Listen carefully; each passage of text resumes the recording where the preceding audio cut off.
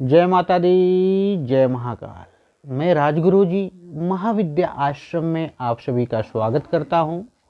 आज हम बात करेंगे एक अद्भुत रहस्यमयी दुर्लभ साधना प्रयोग, अघोरी मंत्र साधना प्रयोग। अघोरी की साधना को सिद्ध करके कैसे हम उसे अपने वश में करें और वश में करके अपनी समस्त प्रकार की मनोकामनाओं की पूर्ति किस रूप में हम कर सकते हैं।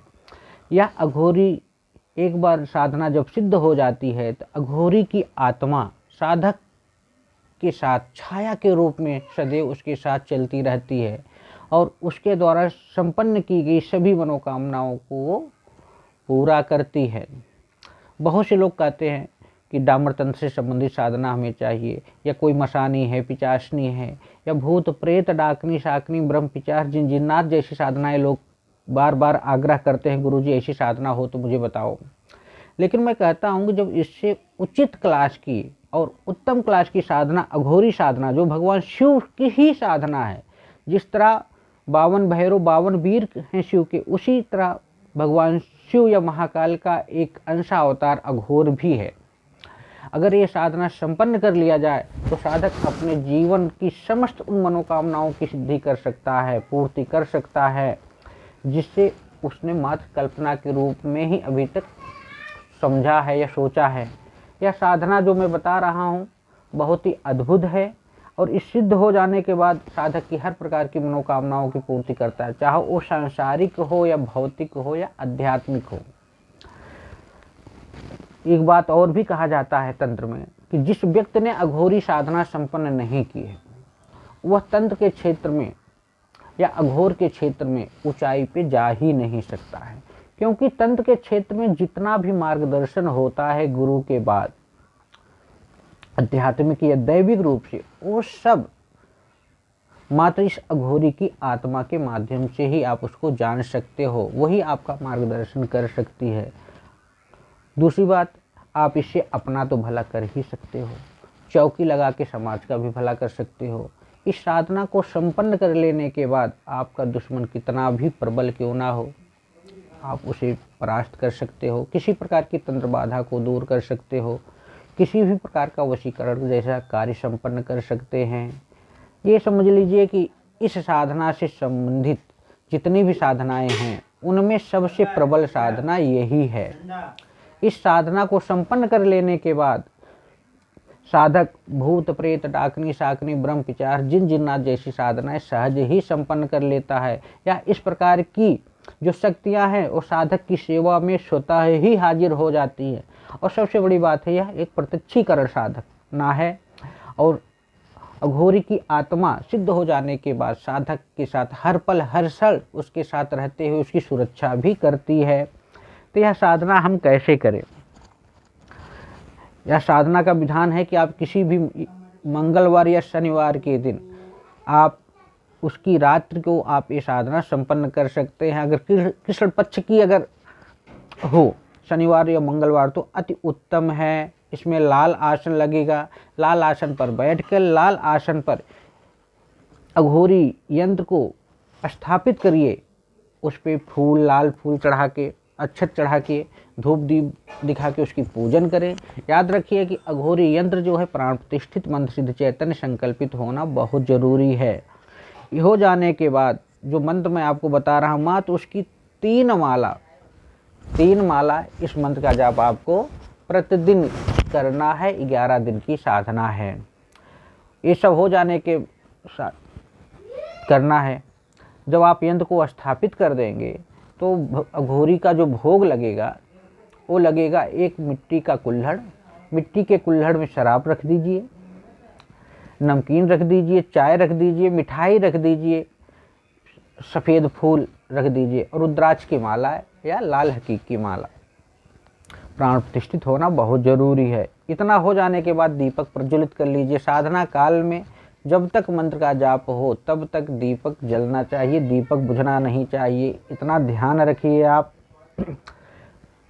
उसके बाद एक माला गुरु का, एक माला गणपति का, एक माला भैरव का करके हाथ में जल लेके आवाहन कीजिए अघोरी आत्मा को और अपनी मनोकामना को करने के व्यक्त करने के बाद आप 3 माला मंत्र का जाप करके रात को ही भोग लगी हुई सामग्री को किसी चौराहे पर या किसी पीपल के पेड़ के नीचे चढ़ा के वापस चले आइए और पीछे मुड़ के मत देखिए, कोशिश ही कीजिए। इतना कर लेने के बाद हाथ मुंह धोइए और सो जाइए। 7 दिन लगातार इस क्रिया को संपन्न करना है। 8वें दिन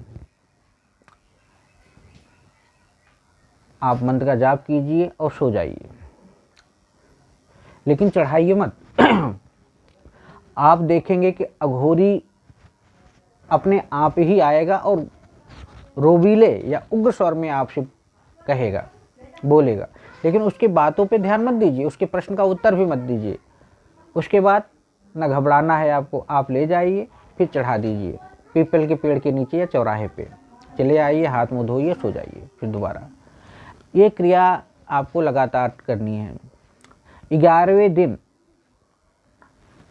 ऑटोमेटिक देखेंगे कि एक धुआं सा उठेगा, धुएं के स्वरूप में अघोरी की आत्मा आपके सामने प्रकट होगी। प्रकट हो जाने के बाद आप उसे वचन ले लीजिए, जो भी आपको वचन लेना है, क्योंकि हर साधक की अपनी अलग अलग इच्छाएं होती हैं, तो मैं नहीं कह सकूंगा कि कौन सी इच्छा किस साधक की है। इतना हो जाने के बाद यह साधना आपकी सफल हो जाएगी। अघोरी की आत्मा सदैव आपके साथ तब तक रहेगी जब तक आप जिंदा रहेंगे। और जब भी आपको कोई काम करना हो तो एक कुल्हड़ में देसी शराब, नमकीन, मिठाई अघोरी को अर्पित कर दीजिए। वो आपके सम्मुख आ जाएगा और आप अपनी मनोकामना बता दीजिए, क्षण भर में उस मनोकामना की वो पूर्ति कर देगा।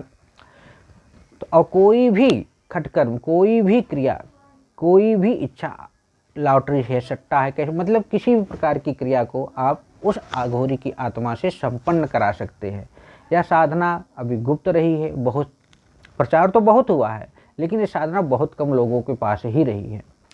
तो हमारे पास जो भी साधनाएं हमारे गुरु प्रदत्त हैं और जो भी हमें इधर उधर से मिली हुई हैं, तो मैं नहीं चाहता कि वो लुप्त प्राय हो जाए। उसका प्रचार प्रसार हो, जन जन तक पहुँचे, जो उस योग्य हो, जो करना चाहे उस प्रकार की साधनाएं को संपन्न करे। कोई भी साधना छोटी या बड़ी नहीं होती, कोई गलत नहीं होती, कोई सही नहीं होती। साधना साधना होती है और हर साधक की जैसा नहीं हो सकता। हर साधक की अपनी अलग अलग इच्छाएं होती हैं, अलग अलग भावनाएं होती हैं, मनोकामनाएं भी होती हैं। तो तंत्र में कोई डर नहीं होता, कोई भय नहीं होता, कोई किसी प्रकार की परेशानी नहीं होती है। जो अगर ऐसा कहता है वो गलत कहता है। मैं यही कहूँगा कि तंत्रमय बनो, प्रैक्टिकली करो, अनुभव करो, जानो तो जो लोग बताते हैं क्या वो सही है या गलत है, जो डरवाते हैं, ऐसा कुछ भी नहीं है। तो मेरा यही उद्देश्य है कि हमारे महाविद्या आश्रम चैनल से आपको उचित और सही प्रकार का मार्गदर्शन मिलता रहे, साधनाओं का प्रचार प्रसार होता रहे, जन जन तक की साधनाएं पहुंचते रहें, किसी प्रकार की कोई दिक्कत परेशानी साधक को ना आए। लेकिन याद रखना, हमारी किसी भी साधना में बिना यंत्र माला की कोई साधना संपन्न नहीं होती। क्योंकि आप जब साधना करते हो, मंत्र का जाप करते हो, एक एनर्जी डेवलप होती है। वो एनर्जी उस यंत्र के माध्यम से ही आपके लिए वर्क करती है।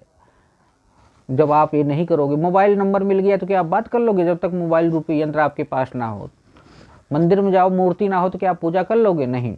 तो इसलिए बिना यंत्र माला की कोई साधना संपन्न नहीं होती। और यंत्र माला शुभ मुहूर्त में बना हुआ, प्राण प्रतिष्ठित ना हो, मन सिद्ध चैतन्य ना हो, तांत्रोक्त रूप से संकल्पित ना हो, साधक के नाम से, माता पिता के नाम से, गोत्र से, उसका भी कोई महत्व नहीं है। बाजार से 10 रुपये वाला बिकने वाला यंत्र का कोई महत्व नहीं होता।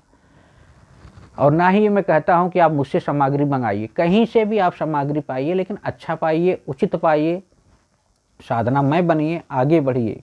चाहे हमसे मार्गदर्शन लीजिए या कहीं और से लीजिए, ज्ञान किसी की बपौती नहीं है। इसी तरह मैं आप लोगों से आज्ञा लेता हूँ।